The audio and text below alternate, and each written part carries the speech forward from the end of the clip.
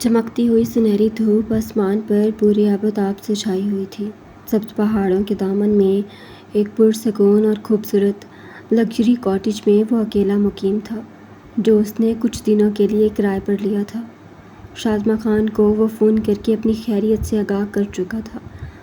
وہ ماں تھی، اس کی چاہے وہ اس کا بدن سلاخوں سے بھی چیر دیتی، اس کی نگاہیں تب بھی احترام میں جھکی رہتیں۔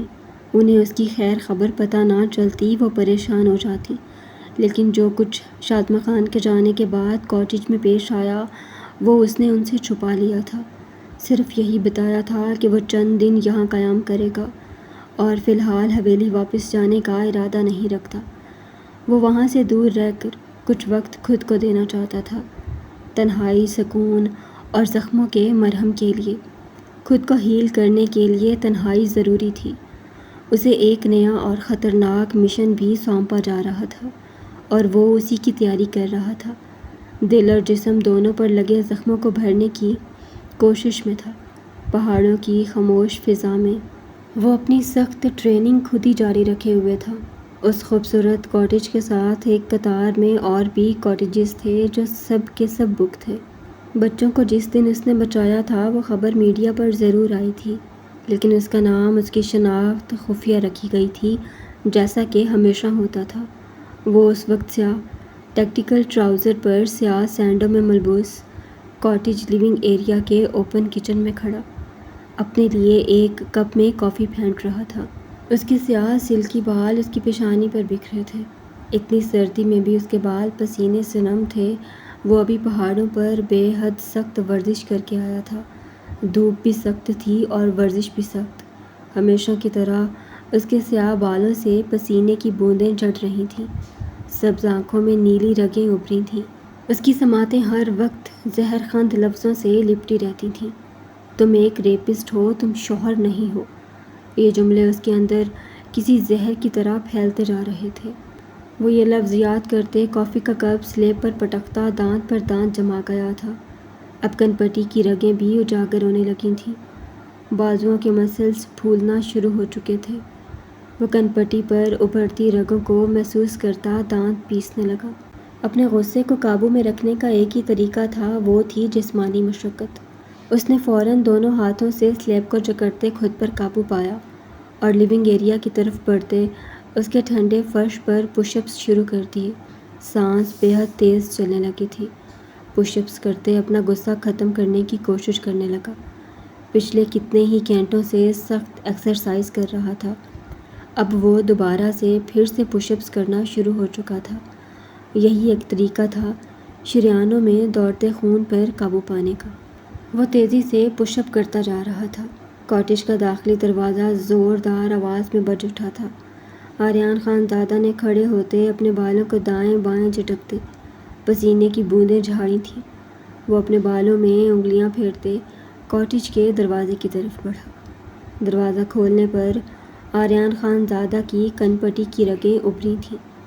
سبز آنکھوں میں ناگواری کی لہر ابھری تھی۔ اس کے سامنے اریکا کھڑی تھی، بلو ٹائٹ پینٹ پر بے حد شارٹ لوز سا سویٹر جو ایک کندھے سے ڈھلکا ہوا تھا۔ وہ سیاہ سن گلاسز لگائے اس کے سامنے کھڑی تھی۔ کیسے ہو آری؟ وہ آریان خان زادہ کو دیکھتے دلکشی سے مسکرائی۔ ٹھیک تھا مگر اب ٹھیک نہیں ہوں، میرا یقین کرو۔ وہ تھوڑا سا جھکتے جواباً اریکا سے بھی زیادہ دلکشی سے مسکرایا تھا۔ آریان کے انداز پر اریکا کا دلکش قہقہ گونجا تھا۔ ہو گیا؟ آریان خان زادہ نے سیدھے ہوتے اسپاٹ لہجے میں آئی برو اچکائے اسے دیکھا۔ پیشانی کی شکنیں گہری ہوئی تھیں۔ کیا؟ اریکا ابھی بھی دلکشی سے مسکرا رہی تھی۔ کندھے سے سویٹر مزید نیچے ڈھلک گیا تھا۔ وہ اسے اپنی اداؤں سے پوری طرح مات کرنے آئی تھی۔ تمہاری طرح یہ مسکراہٹ بھی کافی آرٹیفیشل ہے نا؟ وہ سوالیہ انداز میں آئی برو اچکائے سنجیدگی سے دروازے پر جم کر کھڑا تھا۔ آرٹیفیشل کبھی کبھی اوریجنل سے زیادہ خوبصورت اور پائیدار نکل آتا ہے۔ تمہیں مشرقی پہاڑوں کی بیوٹی راس نہیں آئی؟ ایک بار مغربی پہاڑوں کے حسن کو سہرا کر تو دیکھو۔ یقین کرو میں جتنی باہر سے خوبصورت ہوں اتنی اندر سے بھی خوبصورت۔ وہ بے باکی سے بولتے آنکھ ونک کر گئی تھی۔ سفید سویٹر کندھے سے ڈھلکتا ہی جا رہا تھا۔ اس کی تربیت بہت ہی آزاد ماحول میں ہوئی تھی، کیلیفورنیا جیسے شہر میں پلی بڑھی تھی۔ اس کے لیے اس طرح کی ڈریسنگ کرنا، اس طرح کی ادائیں دکھانا عام بات تھی۔ اریکا کی بات پر آریان خان زادہ نے اپنی کن پٹی انگلی سے سہلاتے بمشکل خود پر قابو پایا۔ شازمہ خان سے یہ امید نہیں تھی وہ زرمش کو اس کی زندگی سے نکالنے کے لیے اریکا کا سہارا لیں گی۔ نہ وہ اسے سمجھ سکی تھیں، نہ اس کے دل میں زرمش کے لیے محبت کو۔ اریکا جیسی 10,000 لڑکیاں بے لباس بھی ہو جاتیں، وہ کبھی ایک نگاہ بھی ان پر نہ ڈالتا۔ وہ بے حد مضبوط اعصاب کا مالک تھا، عورت کے بغیر ساری عمر رہ سکتا تھا، مگر اب اپنی بیوی کے بغیر 1 منٹ نہیں رہ سکتا تھا۔ رہنا عذاب تھا اس کے لیے، مگر کسی دوسری عورت کو تو وہ مر کر چھو نہیں سکتا تھا۔ اوکے، میں تمہاری بات سمجھ چکا ہوں اور میں اپنا سکون مغربی حسن میں ہی ڈھونڈوں گا، مگر پھر بھی میرا یقین کرو، تم وہ لڑکی نہیں ہو۔ وہ پھر سے جھکے سرگوشی کرتے مسکرایا تھا۔ کیوں؟ اریکا نے آریان خان زادہ کی عجب سی سحر انگیز خوشبو اپنے اندر اتارتے گہرا سانس لیتے مسکراتے ہوئے پوچھا۔ کیونکہ مجھے تم بہت بری لگتی ہو، عجیب سی چڑ محسوس ہوتی ہے۔ تمہارے حسن کو سہرانے سے اچھا ہے میں کسی وچ کو اپنی باہوں میں قید کر لوں۔ آریان خان زادہ کی ٹھنڈی مسکراہٹ پر اریکا کی رنگت بے تحاشا سرخ پڑی۔ وہ بنا کسی لحاظ کے اس کی انسلٹ کر رہا تھا۔ وہ خود پر قابو پا گئی تھی۔ وہ کیلیفورنیا سے ہی آریان کی سحر انگیز پرسنالٹی پر مرتی تھی، مگر وہ تھا منہ ہی نہ لگاتا تھا۔ وہ اس سے پہلے بھی اسے کیلیفورنیا میں شادی کی پیشکش کر چکی تھی، جو وہ بلا تعامل ٹھکرا چکا تھا۔ اب جاؤ یہاں سے۔ آریان خان زادہ اسے غصے سے گھورتے اندر کی جانب بڑھا۔ اریکا اس کی طرف تیزی سے بڑھتے اس کی پشت کے ساتھ لگے۔ اس کے سینے پر دونوں بازو لپیٹ گئی تھی۔ آنٹی ہم دونوں کو ایک دیکھنا چاہتی ہیں۔ میں تم سے بے حد محبت کرتی ہوں۔ تم مجھ سے نکاح کر لو۔ تم جیسے چاہو گے میں ویسے رہوں گی۔ جیسے شازمہ آنٹی نے زندگی گزاری، میں بھی پردے اور تمہاری سختی میں زندگی گزار لوں گی۔ تم سے نکاح کے بعد میں اپنی پچھلی زندگی کی طرف مڑ کر بھی نہیں دیکھوں گی۔ وہ اس کے ساتھ لپٹی آنکھیں موندے جذب سے بول رہی تھی۔ آریان خان زادہ غصے سے اس کے ہاتھ اپنے سینے سے ہٹائے اسے کلائی سے جکڑے صوفے پر پٹک چکا تھا۔ وہ اوندے منہ صوفے پر جا گری تھی۔ تمہاری پچھلی زندگی میں کتنے بوائے فرینڈز ہیں تم گنتی بھول چکی ہو، یا میں تمہیں یاد کرواؤں؟ وہ اسے قہر بار نگاہوں سے گھورتے سیخ پا ہوا تھا۔ وہ صرف میرے فرینڈز ہیں آری، ورنہ میرا ان کے ساتھ کوئی ایسا تعلق نہیں۔ تم مجھ پر الزام نہیں لگا سکتے۔ وہ سیدھے ہوتے چیخی تھی۔ تم کتنی ستی ساوتری ہو مجھے یہ بتانے کی ضرورت نہیں۔ تم مجھ پر اپنا ٹائم ویسٹ کر رہی ہو۔ میں سیدھی طرح تمہیں بتا چکا ہوں، آئی ایم ناٹ اویلیبل۔ اگر پھر بھی تمہیں اپنی حد تک محسوس نہیں ہو رہی تو سنو پھر، میں کسی بڑھتی ہوئی عورت کے ساتھ تعلق بنانے سے اچھا کسی کتے کا جوٹا کھانا پسند کروں گا۔ وہ ایک ایک لفظ چباتے غرایا تھا۔ اگر ایسا ہی ہے تو پھر تم نے زرمش کو اپنے نکاح میں کیوں لیا؟ اریکا کی رنگت تپ کر کندھار ہوئی تھی۔ اس کی بات پر آریان خان زادہ کی آنکھیں لہو چھلکانے لگی تھیں۔ وہ اپنی مٹھیاں سختی سے بھیج گیا تھا۔ تمہاری مسز خان کا بھائی آیا تھا آنٹی کے پاس، اس نے بتایا وہ پہلے سے شادی شدہ تھی۔ ساحر خان کے نکاح میں وہ 17 سال رہی ہے۔ اگر میں کسی مرد کی جھوٹی ہوں تو وہ بھی تو جھوٹی ہے جس کے عشق میں تم پاگل ہو۔ اریکا کی بات پوری ہونے سے پہلے وہ اس کی طرف بڑھتے اس کے بالوں کو سختی سے دبوچتے اپنے مقابل کر گیا تھا۔ جواباً اریکا نے آریان خان زادہ کی سینڈو جکڑتے اسے شعلہ بار نگاہوں سے دیکھا۔ وہ میری بیوی ہے، میری ہے وہ، صرف میری۔ میری کتنی ہے کتنی نہیں یہ مجھے کسی کو بتانے کی ضرورت نہیں۔ وہ نکاح جیسے پاک بندھن میں بندھی تھی۔ تمہاری طرح حرام تعلقات اس کے کسی کے ساتھ نہیں تھے۔ آئندہ میری بیوی کے متعلق ایک لفظ بھی کہا میں تمہاری زبان کاٹ ڈالوں گا۔ وہ اس کی آنکھوں میں دیکھتے غرایا۔ وہ تمہیں چھوڑ گئی ہے آری۔ اریکا سسکی تھی۔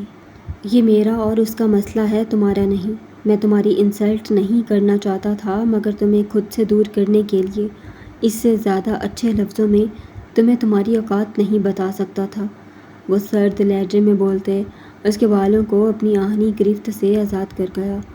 وہ تمہاری نہیں ہے، اگر وہ تمہاری ہوتی تو کبھی تمہیں چھوڑ کر نہ جاتی۔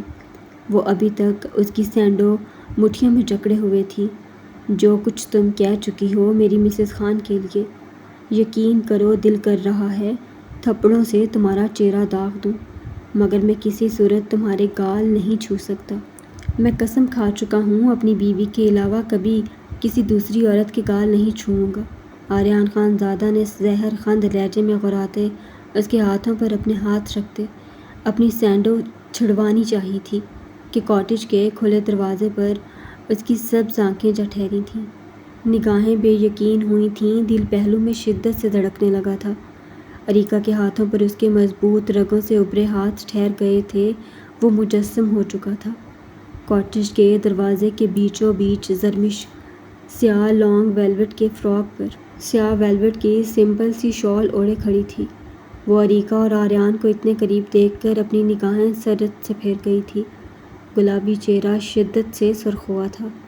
وہ اپنے نچلے لب پر دانتوں کا دباؤ ڈالے اپنی نگاہیں جھکا گئی تھی۔ آریان خان زادہ جلدی سے اریکا کے ہاتھوں سے اپنی سینڈو چھڑوا گیا۔ سامنے اس کی بیوی کھڑی تھی۔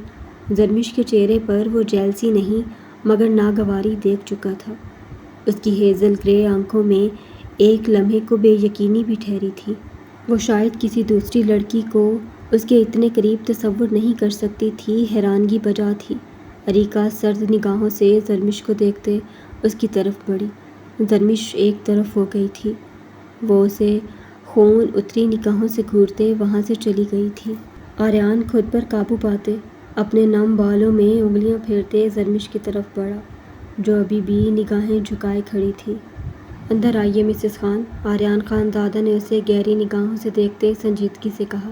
زرمش آہستگی سے چلتے ہوئے اندر داخل ہوئی تھی۔ آریان خان زادہ نے آگے بڑھتے کاٹیج کا بیرونی دروازہ لاک کیا۔ زرمش جی جان سے کانپی تھی۔ وہ اس کے بدن میں کپکپاہٹ دیکھتے کچن کی طرف بڑھ گیا تھا۔ وہ یہاں کیوں آئی تھی وہ سمجھ گیا تھا، بلکہ اپنی جان جوکھم میں ڈال کر کیوں آئی تھی وہ سمجھ گیا تھا۔ وہ اپنی ہی سوچ پر تلخی سے مسکراتے کپ میں کافی پھینٹنے لگا۔ کیسی کافی پئیں گی مسز خان، اسٹرانگ یا لائٹ؟ آریان خان زادہ نے کافی پھینٹتے سنجیدگی سے پوچھا۔ لائٹ، زرمش نے آہستگی سے جواب دیا۔ اوہ، آپ کافی پئیں گی، مجھے لگا آپ انکار کر دیں گی۔ دیٹس سو اسٹرینج، یعنی آپ کا یہاں کچھ دیر رکنے کا ارادہ ہے؟ آریان خان زادہ کافی پھینٹتے طنزیہ مسکرایا تھا۔ زرمش اسے ایک نگاہ دیکھتے سرائسمگی سے پھر سے نگاہیں جھکا گئی تھی۔ ویسے آپ کو یہاں آنے سے ڈر نہیں لگا؟ ہو سکتا ہے میں آپ کو قید کر لوں، وہ اس کے کپکپاتے بدن کو دیکھتے بولا۔ زرمش نے اس کی بات پر سرائسمگی سے اس کی طرف دیکھا۔ ہیزل گرے آنکھوں میں خوف کی رمق گہری ہوئی تھی۔ نازک بدن کی لرزاہٹ میں اضافہ ہوا تھا۔ آریان اسے گہری نگاہ سے دیکھتے اس کی طرف بھاری قدموں سے بڑھا۔ فریب، سب فریب، یہ ڈرنا بھی فریب، ان گالوں پر ٹھہری سرخی بھی فریب۔ وہ اس کے گال کو انگلی سے نرمی سے چھو گیا، جسے چھوئے بغیر وہ نہیں رہ سکتا تھا۔ وہ اس کے قریب آنے پر مزید سرخ ہوئی تھی۔ چہرے پر اب سرخی کے علاوہ کوئی رنگ نہ تھا۔ دل کی بے ترتیب دھڑکنیں تک آریان خان زادہ کو بخوبی سنائی دے رہی تھیں۔ وہ سر پر بھی اچھی طرح شال جمائے ہوئے تھی، جو اب سر سے پھسلتے شانوں پر تھی۔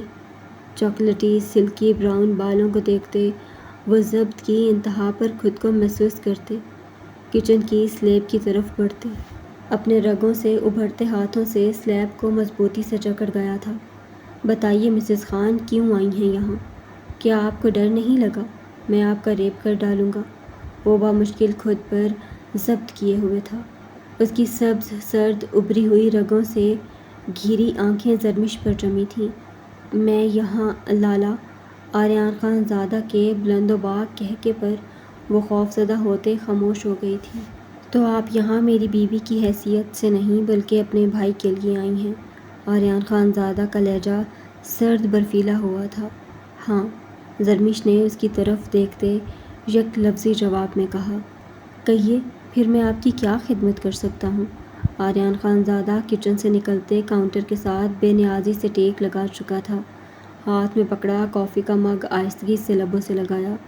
لیکن ذرا سوچ سمجھ کر فرمائش کیجیے گا، کیونکہ آپ کے سامنے آپ کا شوہر نہیں بلکہ most dangerous officer Aryan Khanzada کھڑا ہے۔ وہی آریان جو رحم نہیں کرتا، یاد ہے نا؟ اس کی آنکھیں جلتی لکڑی جیسی تھیں، دھوئیں کے اندر چھپا دہکتا انگارہ۔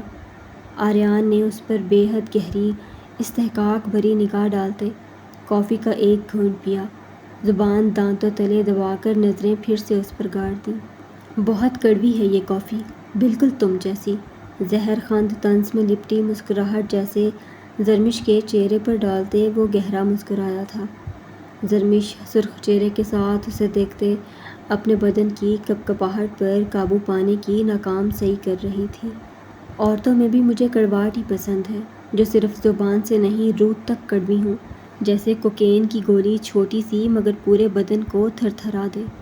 قدم با قدم وہ اس کے قریب آیا مگر فاصلہ برقرار رکھا، جیسے وہ اسے سانس میں قید رکھنا چاہتا ہو مگر ہاتھ سے نہیں چھونا چاہتا ہو۔ زرمش مٹھیاں بھیجے نگاہیں جھکا گئی تھی۔ میں اس کپ کو پورا ختم کروں گا۔ آئی لائک بٹر کافی، بالکل تمہاری طرح۔ اس کافی کی رنگت بہت اچھی ہے مگر جب چکھا تو کڑوی لگی، جیسے تم بے انتہا خوبصورت مگر اتنی ہی تلخ۔ وہ اس کے قریب ہوتے، اس کی کمر میں ہاتھ ڈالتے، اس کے کان میں سرگوشی کرتے، اس کے کان کی لو کو اپنے لبوں سے چھونے لگا۔ کڑوی ہو تم، اور یہی بات دل کو لگتی ہے، کیونکہ نمکین عورتیں تو سب کے نصیب میں ہوتی ہیں مگر تم جیسی کڑوی، وہ صرف میرے جیسے خطرناک مرد کی طلب ہوتی ہیں۔ وہ اس کے کان میں جھکے بھاری سرگوشیاں کر رہا تھا۔ زرمش کا گلا خشک ہو گیا، زبان تالو سے چپک گئی۔ آریان خان زادہ کی گرم سانسیں، اس کی خوشبو، اس کے حواس معطل کرتے اس کے اعصاب چٹخا رہی تھی۔ کہو نا مسز خان، کتنی دیر رکنے کا ارادہ ہے؟ اتنی دیر رکنے کا ارادہ ہے جتنی دیر ایک مرد عورت کا ریپ کر سکے۔ وہ اب برفیلے لہجے میں بولتے اس کے کان کی لو پر زبان پھیرنے لگا۔ زرمش اس کے سینے میں سمائے اسے خود سے دور بھی نہ جھٹک سکی تھی۔ آریان میں زرمش نے اس کی سینڈو جکڑے اس کی سبز آنکھوں میں بامشکل دیکھتے کہا، کیا تم؟ وہ اس کی کمر پر اپنا ہاتھ مضبوطی سے گاڑتے اسے اپنے مزید قریب کر گیا تھا۔ زرمش کی بے ترتیب دھڑکنیں آریان خان زادہ کے سینے سے الجھنے لگی تھیں۔ ہیزل گرے آنکھوں میں خوف کے ساتھ نمکین پانی آن ٹھہرا تھا۔ جب ایک مرد عورت کا ریپ کرتا ہے تو عورت مرد کی کمر نوچتی ہے یا پھر اس کا سینہ؟ وہ اس کی آنکھوں میں آنکھیں گاڑے سوال کر رہا تھا۔ آریان، اس نے اسے دیکھتے سرائسمگی سے سسکی لی۔ وہ اس کی کمر پر اپنے ہاتھ کی انگلیاں بے رحمی سے گاڑتا جا رہا تھا۔ اس سے کہیں زیادہ بے رحمی دکھا چکا ہوں اور کہاں کہاں دکھاتا رہا ہوں تمہیں یاد کروانے کی ضرورت نہیں، تمہیں بخوبی یاد بھی ہوگا، میری بے رحمی کے ثبوت بھی ہوں گے۔ آریان خان زادہ نے جھکتے ہوئے اس کے دل کے مقام پر لب رکھتے اسے جتاتی نگاہوں سے دیکھا۔ زرمش اس کے لمس پر مزید شدت سے کانپنے لگی تھی مگر اسے خود سے دور ابھی بھی نہیں جھٹکا تھا۔ بتائیے مسز خان، جب کسی عورت کے ساتھ مرد زبردستی کرتا ہے تو عورت اس کی کمر نوچتی ہے یا سینہ اور چہرہ؟ وہ اس کی کمر کو بینڈ کرتے اس پر جھکے، اس کی آنکھوں میں گاڑے ابغور آیا۔ آریان، زرمش نے اسے دیکھتے التجائیہ سسکی بھری۔ بتاؤ، وہ خون شام درندے کی مانند دھاڑا، سینہ منہ نوچتی ہے۔ وہ ایک ہی سانس میں بتاتے اس کی سینڈو کو مضبوطی سے جکڑ گئی۔ وہ اس کی کمر کو بری طرح بینڈ کیے اس پر جھکتا جا رہا تھا۔ زرمش کی شال اس کے شانوں سے بھی پھسلتی زمین بوس ہو چکی تھی۔ سینہ اور منہ نوچتی ہے، وہ اس کے لفظ دہراتے استزائیہ مسکرایا تھا۔ تو جب میں آپ کا ریپ کرتا رہا میری کمر پر آپ کی بے رحمی کے نشان کیوں ہوتے تھے؟ وہ اس کی آنکھوں میں دیکھتے استفسار کر رہا تھا۔ زرمش گہرے سانس لیتے اسے نم خوفزدہ نگاہوں سے دیکھ رہی تھی۔ کوئی بھی عورت چاہے کتنی ہی خوفزدہ کیوں نہ ہو، چاہے اس کے سامنے کھڑا مرد شیطان بھی بن جائے، تب بھی وہ عورت کبھی مسکراتے ہوئے اسے خود کو نہیں سونپ سکتی جب تک وہ اس مرد کو اپنا سب کچھ نہ مانتی ہو یا پھر اس مرد کا خود پر حق نہ مانتی ہو۔ دو ہی کنڈیشنز ہوتی ہیں جب عورت مرد کی قربت میں مسکراتی ہے، یا تو وہ اس مرد کی ہوتی ہے یا وہ مرد اس کی ہر حد ہر سانس پر حق بن چکا ہوتا ہے۔ وہ اس پر جھکے ہوئے ایک ایک لفظ چباتے سیدھے ہوتے اسے کھڑا کر چکا تھا۔ اس کے نازک کمر پر وہ ابھی تک اپنا ہاتھ ڈالے ہوئے تھا۔ زرمش اسے ڈبڈبائی آنکھوں سے دیکھتے تھر تھر کانپ رہی تھی۔ میں چاہتا ہوں تم مجھ سے مت ڈرو، مگر کچھ باتوں میں ہمیشہ چاہوں گا تم مجھ سے ایسے ہی خوف کھاؤ جیسے تم بلڈ تھرسٹ بیسٹ وحشی درندے سے خوف کھاتی ہو۔ وہ اس کے گوشوں سے نمی اپنے انگوٹھوں سے کافی سختی سے چننے لگا۔ زرمش کی سسکی برآمد ہوئی تھی۔ وہ بات موم کے سامنے کہی میں برداشت کر گیا مسز خان، مگر کسی اور کے سامنے کی برداشت نہیں کروں گا۔ تمہیں بہت عقیدت سے چھوا ہے۔ تم سے اپنا حق تب لیا جب میرے دل و دماغ میں صرف تم میری تھی۔ وہ اسے دیکھتے گمبھیر لہجے میں بول رہا تھا، تم اور موم میرے لیے میرا رشتہ نہیں، میری جان ہو، میری زندگی ہو۔ ایک بیوی طلاق مانگے وہ اس کا حق ہو سکتا ہے، مگر وہ اپنے شوہر کو ریپ کرنے والا کہے وہ اس کا حق نہیں۔ اس رشتے کی اتنی تذلیل مت کرنا آئندہ، ورنہ مجھے خود کے لیے وحشی درندہ بلڈ تھرسٹ بیسٹ ہی پاؤ گی۔ وہ اس کی آنکھوں میں دیکھتے اب بے حد نرمی ملائمت سے بول رہا تھا، لہجہ نرم، سبز آنکھیں سرد برفیلی تھیں۔ زرمش اس بات میں سر ہلا گئی تھی۔ وہ اس کے سر ہلانے پر استدعائیہ مسکراتے ہوئے اسے خود سے دور کر گیا۔ ویسے آپ تبھی میری باہوں میں مسکراتی ہیں مسز خان جب مجھے شاکڈ کرنا ہوتا ہے، مجھ پر بجلی گرانی ہوتی ہے۔ تو بتائیے آج اتنے ڈر کے باوجود کیوں یہاں آئی ہیں؟ ایسا کیا ہو گیا؟ آپ خود چل کر وحشی درندے کے پاس آئیں۔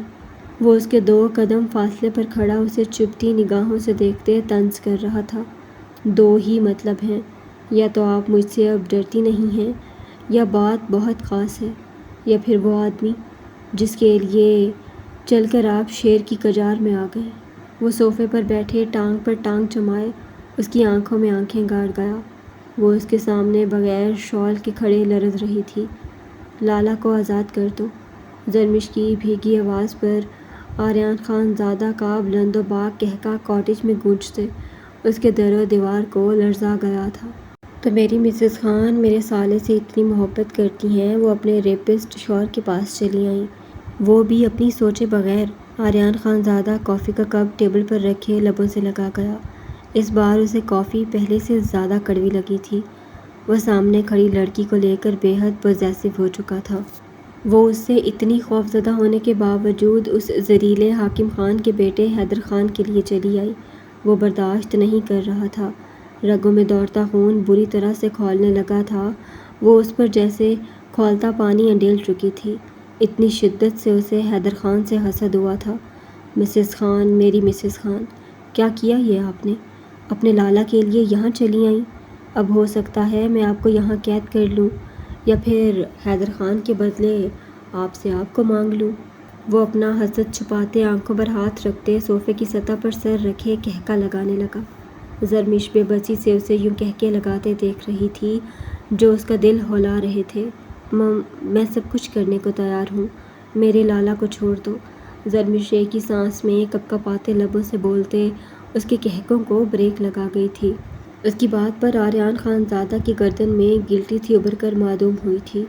وہ خاموشی سے جبڑے بھینچتے اپنی نگاہیں کاٹیج کی لکڑی کی چھت پر گاڑ گیا۔ سوچ لو، ساری عمر میری پناہوں میں رہنا ہوگا، سانس بھی میری مرضی سے لوگی۔ اب کی بار بھاگنے پر یا کوئی بھی شطرنج رچنے پر اپنے خون خوار جانوروں کے آگے پھینک دوں گا۔ وہ سیدھے ہوتے ذرا سا آگے کو ہوتے اس کی آنکھوں میں دیکھتے برفیلے لہجے میں غرایا، قبول ہے ہر سزا، قبول ہے، میرے لالا کو چھوڑ دو۔ وہ اس کے آگے ہاتھ جوڑتے رو دی تھی۔ آریان خان زادہ نے لب بھیجے کافی کا مگ پوری قوت سے سامنے پھینکا۔ کافی کا مگ سامنے دیوار سے ٹکراتا زمین بوس ہوتا ٹکڑوں میں تقسیم ہوا تھا۔ کافی زمین پر بکھری تھی۔ زرمش ہراساں ہوتے اپنے لبوں پر ہاتھ جماتے اپنی چیخ روک گئی تھی۔ تمہارے بھائی حیدر خان نے چال چلی، مجھے اریسٹ کروایا، مجھ پر حوالات میں بری طرح تشدد کیا گیا۔ یہ آنکھ کا زخم دیکھ رہی ہو؟ آریان خان زادہ نے اپنی آنکھ کی طرف انگلی رکھتے اسے سرد چبھتی نگاہوں سے دیکھا۔ آریان کی آنکھ کے پاس ابھی بھی زخم تھا، پیشانی پر بھی زخم تھے۔ زرمش اسے ایک نظر دیکھتے نگاہیں جھکا گئی۔ اس نے یہ سب کچھ ایک عام شہری کے ساتھ نہیں بلکہ ایک آرمی آفیسر کے ساتھ کیا ہے۔ اسے لگتا ہے وہ بچ سکتا ہے۔ وہ ایک ایک لفظ چباتے برفیلے لہجے میں سوال کر رہا تھا۔ زرمش نگاہیں جھکائے آنسو بہاتی جا رہی تھی۔ میں جیسا بھی ہوں، میری ذاتی زندگی جیسی بھی ہے، مگر میری وردی میرے لیے میرے ایمان جیسی ہے۔ تم نے میرے ایمان کو زد دی، تمہیں حق پہنچتا تھا، تم اپنے لالا میری موم کو میری اصلیت بتاؤ۔ کیا تم نہیں جانتی میری پہچان کسی کے سامنے آنا ہمارے اپنے ہی ملک کے لیے کتنا خطرناک ہے؟ کیا تم نے اپنے ملک کے ساتھ غداری نہیں کی؟ وہ اسے شرر بار نگاہوں سے دیکھتے چبھتے لہجے میں سوال کر رہا تھا۔ میں نہیں بتانا چاہتی تھی، مجھ سے غلطی ہو گئی، تم میرے لالا کو چھوڑ دو پلیز۔ زرمش اس کے آگے پھر سے ہاتھ جوڑ گئی تھی۔ وہ اس کے جڑے ہاتھ دیکھ کر جبڑے بھیج گیا تھا، رنگت سرخ قندار ہو چکی تھی۔ چھوڑ دوں گا، مگر یاد رکھنا آئندہ وہ میری وردی کے بیچ آیا، اسے چونٹی کی طرح مسل ڈالوں گا، اور تم یہ جانتی ہو میں یہ کر سکتا ہوں۔ وہ اسے دیکھتے سرد برفیلی تنبیہ کر گیا تھا۔ اس کے جڑے ہاتھ برداشت نہیں ہو رہے تھے، ورنہ اس جنم میں تو وہ حیدر خان کو چھوڑنے کا ارادہ نہیں رکھتا تھا۔ وہ صرف ایک اس ایکٹ کی وجہ سے اسے مات دے گئی تھی، ورنہ وہ جتنا مرضی روتی وہ حیدر خان کو نہ چھوڑتا، مگر اس کے جڑے ہاتھ اس سے برداشت نہیں ہوئے تھے۔ زرمش نے اس کے لفظوں پر بے یقینی سے اسے دیکھا۔ وہ صوفے سے اٹھتے ہوئے اس کی طرف بڑھتے، جھکتے ہوئے اس کی شال زمین سے اٹھاتے اس کے وجود پر اچھی طرح لپیٹ گیا۔ بے شک تم یہاں حیدر خان کی بہن بن کر آئی ہو، مگر میں تمہیں ایک ہی نظر سے دیکھتا ہوں، وہ ہے میری مسز خان، میری بیوی۔ تم صدا لے کر آؤ، میں نظر انداز کر دوں، یہ کیسے ہو سکتا ہے؟ وہ اس کی کمر میں ہاتھ ڈالتے، اسے اپنے سینے سے لگاتے۔ اس کی فراک کی زپ نیچے کھسکا گیا۔ زرمش کٹی ہوئی ڈال کی طرح اس کے سینے میں سماتے، آنکھیں سختی سے میچے، خود کو اس کے سپرد کر گئی تھی۔ حیدر خان کو چھوڑنے کی یہی تو ڈیمانڈ تھی۔ وہ اپنی سسکیاں دباتے اس کے سینے میں سما گئی۔ آریان خان زادہ اس کی کمر پر بندھی ہک کے ساتھ چھیڑ چھاڑ کرتے، اس کے بالوں کو گدی سے جکڑے، اس کی گردن میں چہرہ چھپا گیا۔ زرمش اپنی آنکھیں مزید سختی سے بند کر گئی تھی۔ وہ اس کی گردن کو شدت سے چومتے، اس کی فراک کی زپ اوپر کھسکا گیا۔ زرمش نے آنکھیں کھولتے اسے حیرانگی سے دیکھا۔ اب تب ہی تمہارے قریب آؤں گا جب تڑپ تمہارے دل میں بھی ہوگی۔ وہ اس کی آنکھوں میں دیکھتے مدھم مسکرایا تھا۔ میں یہ بھی جانتا ہوں کہ اس جنم میں تو ممکن نہیں۔ وہ اب بلند و باک کہکا لگا گیا تھا۔ زرمش اس کے کہکے پر لرزی تھی۔ مت ڈرا کرو میرے کہکوں سے، یہ تو اندر کی وحشت چھپانے کے لیے ہیں۔ وہ اس کے گال پر نرمی سے انگوٹھا پھیرتے مسکرایا۔ میں جانتا ہوں مسز خان کو مجھ سے کبھی محبت نہیں ہوگی نا؟ آریان نے مدھم مسکراتے ہوئے پوچھا۔ نہیں، وہ اس بار بنا ڈرے جواب دیتے جواباً نم سا مسکرائی تھی۔ کیوں؟ وہ بامشکل ہی بول سکا تھا۔ وحشی درندوں سے محبت نہیں ہو سکتی۔ تم مر بھی گئے ہمیشہ وحشی درندے کی طرح میری یاد میں رہو گے۔ وہ نم آواز میں جواباً نگاہیں جھکا گئی تھی۔ آریان خان زادہ اسے اپنے حصار سے آزاد کرتے کئی قدم پیچھے ہوا تھا۔ وہ مڑتے ہوئے تیز تیز قدموں سے اپنے کمرے کی طرف بڑھ گیا تھا۔ 1 منٹ بعد وہ واپس لیونگ روم میں تھا۔ اس کے چوڑے وجود پر سیاہ جیکٹ تھی۔ وہ اپنی لیدر جیکٹ کی زپ آگے سے بند کر رہا تھا۔ چلیے مسز خان، آپ کو آپ کی حویلی چھوڑ دوں۔ وہ سنجیدگی سے بولتے بیرونی دروازے کی طرف بڑھا۔ زرمش بے یقینی سے پلٹتے ہوئے اس کی پشت کو دیکھتے لرزتے ہاتھوں سے اپنی شال سر پر جما گئی۔ وہ اسے جانے دے رہا تھا، وہ بے یقین تھی۔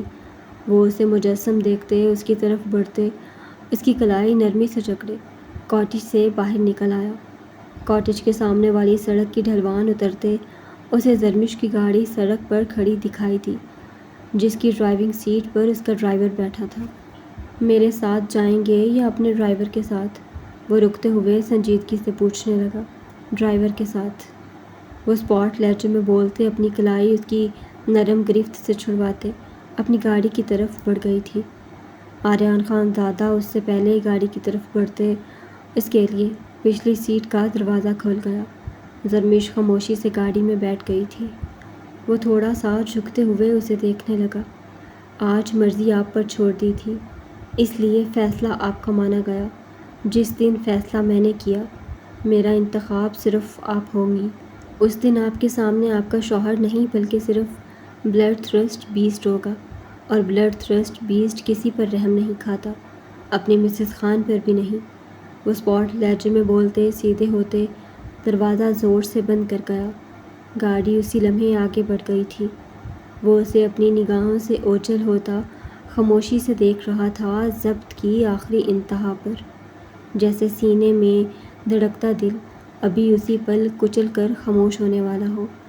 اگر کوئی اس سے پوچھتا کہ کیا مسز خان کبھی اس کی جان لے گی، تو وہ تلخ مسکراہٹ سے بس اتنا کہتا، وہ تو شاید اسے آئندہ کبھی گولی مار کر اس کی دھڑکنیں روک دے، کسی ماہر نجوم کی پیشن گوئی سچ کر دے، ورنہ حقیقت یہ تھی کہ اس نے تو آج بھی اس کے سینے سے دل نکال کر پیچھے مڑ کر نہیں دیکھا تھا۔ ہر بار کی طرح وہ اس کی جان نکال کر جا بھی چکی تھی۔ عائش سوٹ کیس بیڈ پر رکھے خاموشی سے پیکنگ کر رہی تھی۔ زاویار خان زادہ واش روم سے شاور لیتے نکلا تھا۔ وہ سیاہ ٹراؤزر پر وائٹ ٹی شرٹ پہنے ہوئے تھا۔ وہ اپنے بال تولیے سے رگڑتے ہوئے مرر کے سامنے جا کھڑا ہوا۔ ہمیشہ کی طرح اس کے چہرے پر مغروریت بھری مسکراہٹ سجی تھی، جس میں مسروریت کی گہری جھلک تھی۔ ابھی کچھ دیر پہلے اس نے عائش ملک سے اپنا حق بڑے حق سے لیا تھا۔ اب وہ پرسکون تھا، بے حد پرسکون تھا۔ اپنے ڈھنگ کے سوٹ رکھنا۔ وہ مرر میں اپنے منہ پر اپنے مخصوص سٹائل میں ہاتھ پھیرتے عائش ملک کو دیکھتے سنجیدگی سے بولا۔ وہ اس وقت سیاہ رنگ کی لانگ فراک میں ملبوس تھی۔ اس کے سنہرے بال ہمیشہ کی طرح کھلے تھے، جن میں سے پانی کی بوندیں ٹپک رہی تھی۔ زاویار خان زادہ سے تھوڑی دیر پہلے ہی شاور لیا تھا۔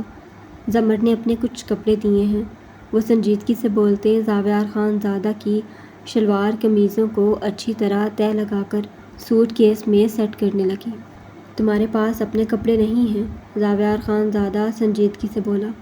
پتہ نہیں اسے کچھ چبھا تھا۔ اس کا معمولی کپڑے پہننا قبول تھا، مگر کسی کی اترن نہیں۔ وہ اس لائق نہیں کہ سردار زاویار خان زادہ کی عورت کسی کے سامنے پہن سکے۔ ہاں، ونی میں آئی ہوئی عورت پہن سکتی ہے۔ آپ ڈیسائیڈ کر لیں، آپ ونی میں آئی ہوئی ایک کم حیثیت 2 ٹکے کی معمولی عورت کو اپنے ساتھ لے کر جانا چاہتے ہیں یا اپنی بیوی کو۔ جیسے کہیں گے میں اسی مطابق کپڑے رکھوں گی۔ وہ رکتے ہوئے مدھم لہجے میں مرر میں نظر آتے اس کے عکس پر اپنی نیلی نگاہیں گاڑے استفسار کرنے لگی۔ پیکنگ کرو خاموشی سے، وہاں تمہاری آواز نہ نکلے۔ سب کو یہی کہوں گا کہ میری عورت نہ صرف ونی کے طور پر مجھ پر مسلط ہوئی ہے، بلکہ عذاب کی طرح ایک گونگی عورت بھی مجھ پر مسلط کر دی گئی ہے۔ وہ اسے خون خوار نگاہوں سے گھورتے غصے سے لفظ چباتے غرایا۔ جیسے آپ کہیں۔ عائش نگاہیں جھکائے جھکتے ہوئے سوٹ کیس کو بند کرنے لگی۔